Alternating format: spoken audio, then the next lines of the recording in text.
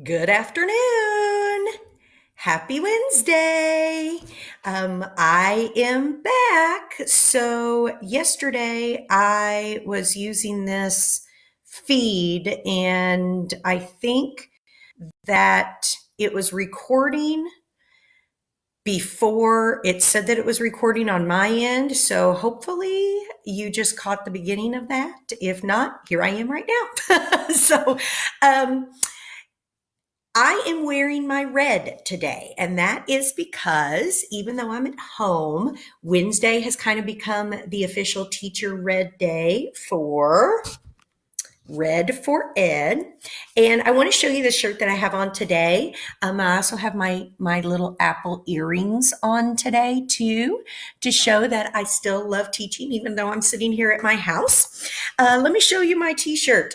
It says students are the reason. And that's why I'm doing this, because you are the reason that I decided to do this. All the boys and girls out there. And I want to make sure that you are still learning. I know that you can just by watching your computer screen. So, um, I am ready to get going today. It is no April Fool's joke that we are doing KWL today. And KWL is a great way to do a another way to make sure that you're remembering nonfiction text. Okay, so this is a very common thing that a lot of teachers will use whenever they teach. It's probably, I would venture to say, probably one of the most common, if not um, the absolute most common thing that people have done. But if you're not familiar with it, it's really easy to organize your thoughts. It stands for what I know, which you do before you read a text. What I want to know. So that becomes your personal opinion. What is it that you want to learn the most about in the text that we're going to read? And then at the end, just jot down some things that you learned. So I am going to teach this today with a text that I just myself want to know more about because I love these animals. I think that they are so amazing and do such cool things when they are around humans, and that's orangutans. Now, first of all, I want you to notice how this word is spelled. A lot of people mispronounce it and they want to call it orangutans. There is no G at the end of the word. It is actually an orangutan. So that's something you need to put in your brain today, that the correct pronunciation of the word is an orangutan. And this book is by Sally Morgan. As you can see, it is a nonfiction text. We can assume that it's going to be nonfiction because we see a real picture on the front of a female with her little baby orangutan together. And we can tell that it is an actual photograph that someone made of the orangutan family here. So I am not going to read you all of this. Because there's quite a bit of information in our nonfiction text. I'm going to share a few pages of it, and then we will be able to chart from there what it is that we are going to know, what to know, and learn. So the first thing that I'm going to do is actually start. See, I still have my flower up that I made. It's my decoration. I told you I was going to leave it up. But I'm going to start by charting the two things that I need to do before I read. And that would be my know column and what I want to know. So a KWL, really easy to write out. I have my K, which stands for know, in one column. Boom. I have my want to know. Boom. And then I have my what I learned. So all three of these things are going to be written on your paper. And if I should have mentioned that you need paper and a pencil right now. So if you have paper and a pencil or hey, even a whiteboard, a little, something that you can write on to jot down this information, great. So the first thing I'm going to do this, ouch, just hit my elbow. Yowzers. The first thing I'm going to do is I'm going to jot down some information that I know about orangutans before I read this text. So I'm assessing that prior knowledge. Remember, I said that some teachers call it my schema. I use the term prior knowledge, but you need to know that both are mean the same thing. They're synonyms. So what is something that I know about orangutans? Well, I know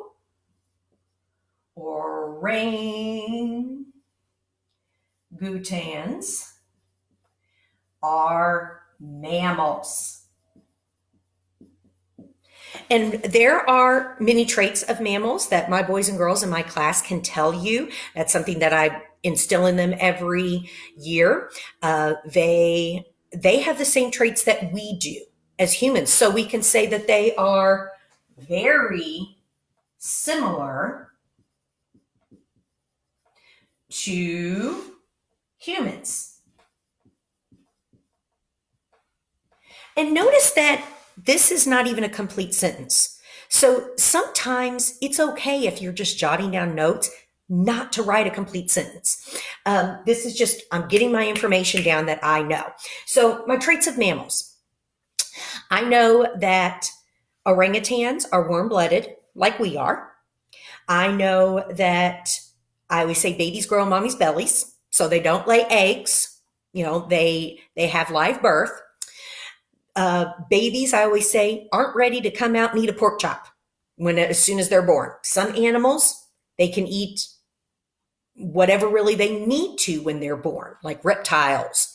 But mammals are not. Mammals have to drink milk, mommy's milk, whenever they're born. And they also have hair on their bodies. So definitely same traits as we have here as humans. Another thing that I do know that they're extremely strong. So they are strong animals.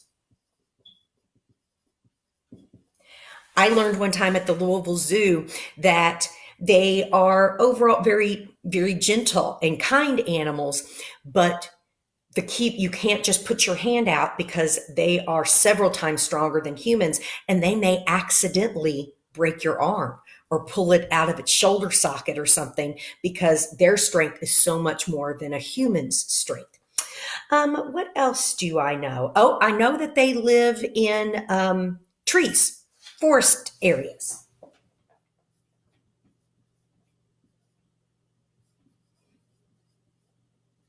And I believe they live in some Asian countries.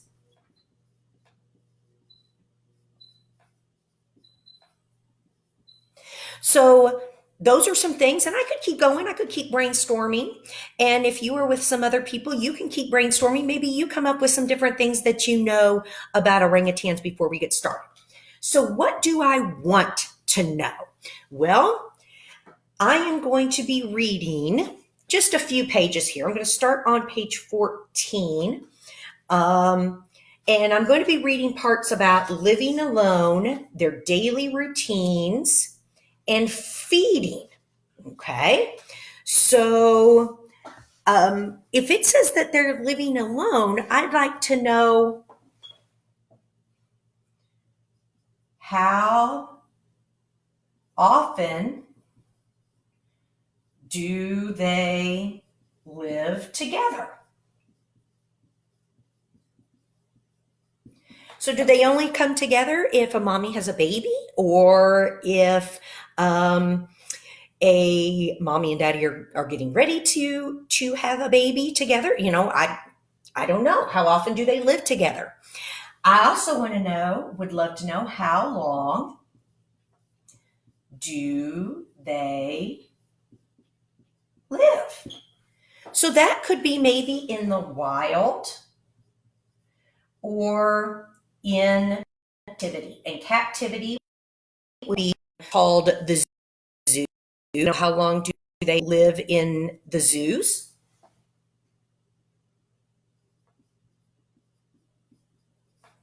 Because an orangutan, the only time they should be living in captivity is in an actual licensed zoo. That's definite, such as like the Louisville Zoo or the Indianapolis Zoo or the Cincinnati Zoo or any other zoos across the world that are working very hard to make sure that the animals stay safe. And so I would love to know,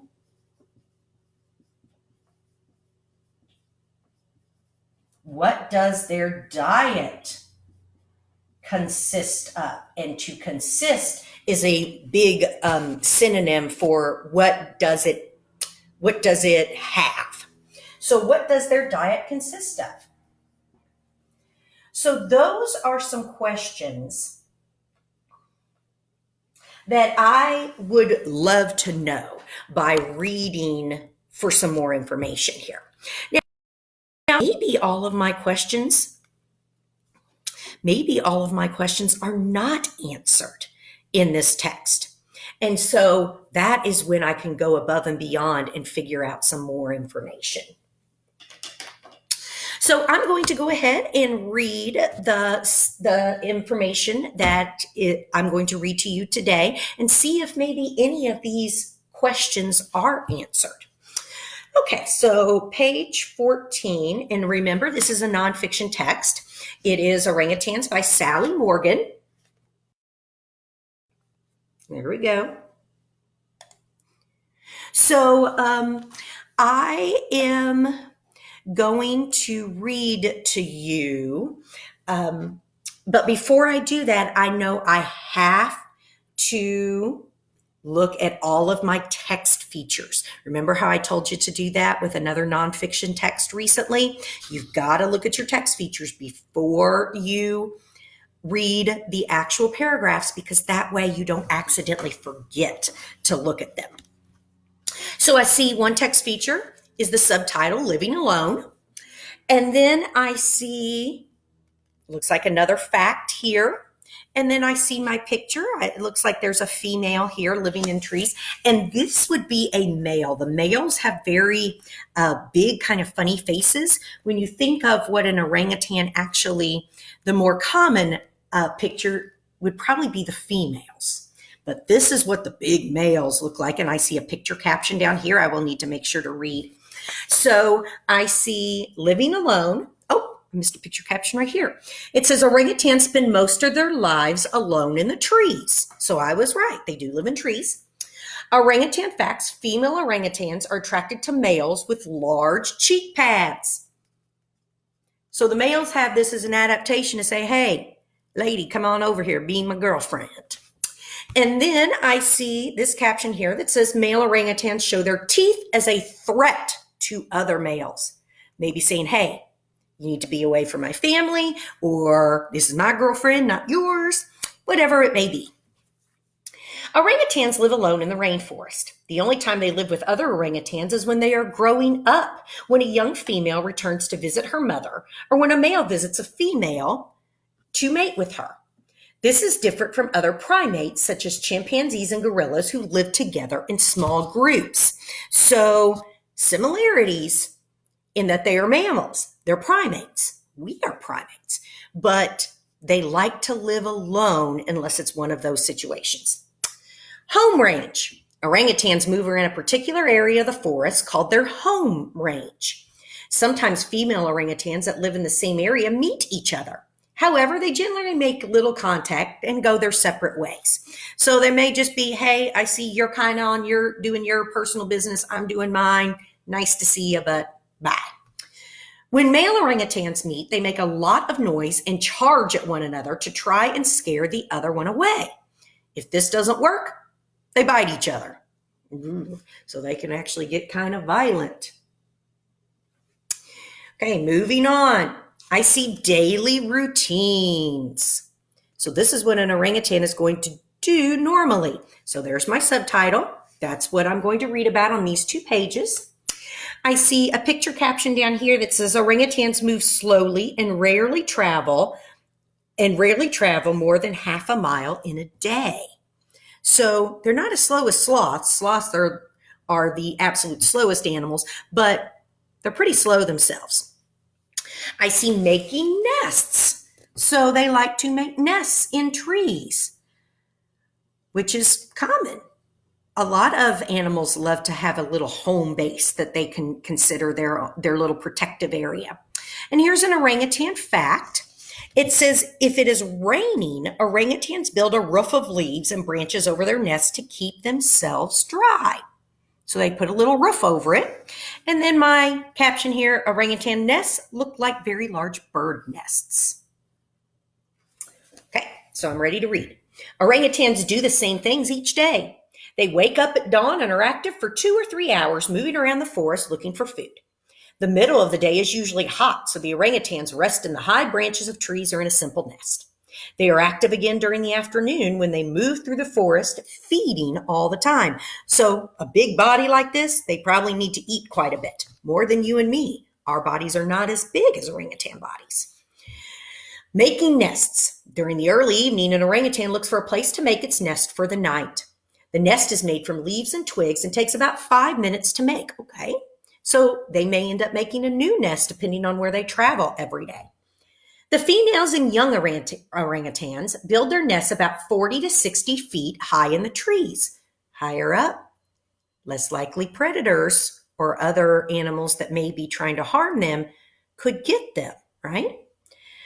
The adult males are much heavier, so they usually build their nests on the forest floor. So the females are going to be further up to protect the babies and to protect themselves. They're not as big as the males, but the males are so big, they say, hey, if something comes to bother me, I can hold my own on the floor. And the last pages I'm going to read are about feeding. So, there's a baby with her mommy. It says this young orangutan is watching and learning from its mother. So as you can see, it looks like maybe there is a tool or she's teaching these are things that are good for us to eat. Then I see plant eaters. So if they're plant eaters, that means that they are going to be herbivores. A herbivore is an animal that only eats plants. Humans, we are considered omnivores. And you can tell by our teeth. If you look at our teeth, we have meat-eating teeth in the front that can tear meat and can cut through things pretty easily. But in the back, our teeth are for grinding. They're very similar to maybe a cow or a deer's teeth. And those are herbivore teeth, where we pull meat, but then we can actually chew easily and grind down vegetables and fruits and things with our back molars.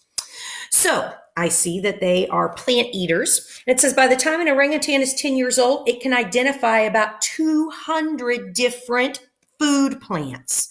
Wow. So scientists have studied that they are able to figure out about 200 plants that they are able to eat. They put that in their prior knowledge for 10 years to know what it is that they can hunt and gather. Interesting. Oh, picture caption. Mother orangutans show their young where to find fruit. So it looks like that they have to learn from their older parents, from their parents, just like you have to learn from adults around you too. Okay, feeding. Orangutans have to eat vast quantities, which means a lot, a great amount, to survive. So they spend as much as half of their day searching for food. Sometimes they spend a whole day sitting in a tree, gorging themselves on its fruit. To gorge means just keep eating and eating and filling that belly. Plant eaters. Orangutans eat mostly plant food. Their favorite food is fruit, and this makes up more than half of their diet. They know the location of many different fruit trees in the forest and when the trees are due to produce fruits. So we know when growing seasons are in our area and maybe when different things are grown. Like I have prior knowledge that in the summertime, green beans, tomatoes, squash, things like that are grown. In the fall, as it gets closer to fall is when pumpkins come in, apples come in, things like that. So I know when different growing seasons are, just like the orangutans. As well as fruit, orangutan also eat young leaves, shoots, tree bark, insects, bird eggs, and honey. So I guess they could be considered omnivores, mostly herbivores, but they do eat insects and eggs too, if they would come upon them. So now, what did I learn? I'm going to go back, but of course, this text is right here. If I need to go back and reread to make sure that I remember everything that I learned, let's first of all look and see what questions I had and see how often do they live together. Well, I am not sure exactly how often they live together or how much time, but it said it's not very often. So this question was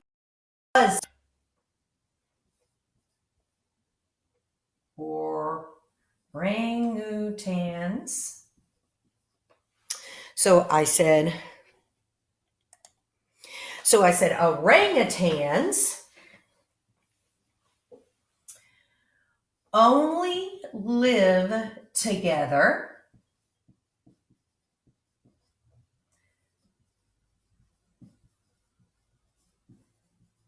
when they are young with mothers. It said that sometimes they do go out, and maybe a male is saying, hey, I'm looking for a girlfriend right now. But usually they don't spend a whole lot of time together, but they absolutely live together when they're young and they stay with their mothers. How long do they live? In the section that I read, it didn't answer that. What does their diet consist of? Oh, that was definitely answered. So I'm going to put a check mark next to that one. I'm going to put a check mark next to that one.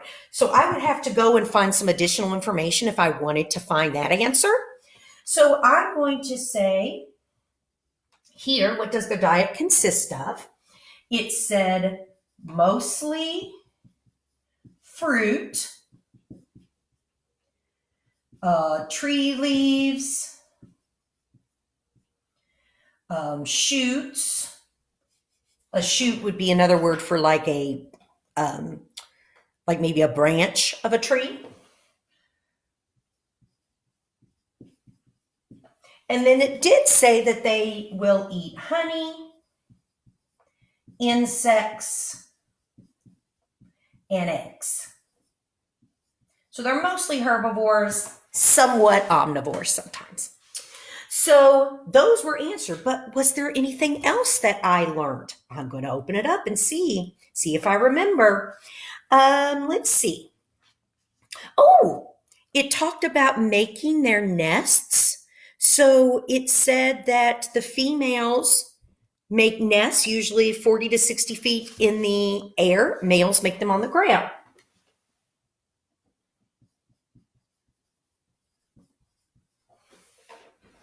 I'll tilt this down so you can see. Females nest in trees with babies. Whoops. That W with a slash is a shortened way to write with. If you're writing notes, you can do that. But for this, I'm going to go ahead and write that out. Females nest in trees with babies.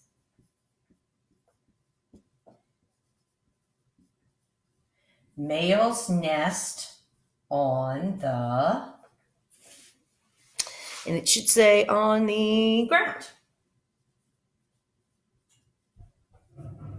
So that was some additional information that I learned from this. I can throw that in there. Don't sell yourself short just because, okay, here was information I wanted to know. This question wasn't answered in the text that I read, but I found this out. So I can write that down. That now is prior knowledge that I have. Anything you learn can become prior knowledge if you stick it in your brain like here, right there. So that's it for today. And I will be back tomorrow. I would love to challenge you to make your own KWL chart. You can use any nonfiction text that you have at home. Make sure that you are continuing to keep reading. You've got to keep reading during this time, because if not, prior knowledge you have is going to start falling out of your head. You got to keep it stuck in there. You got to keep learning too. So I will see you tomorrow. And until then, two little poodles, goodbye.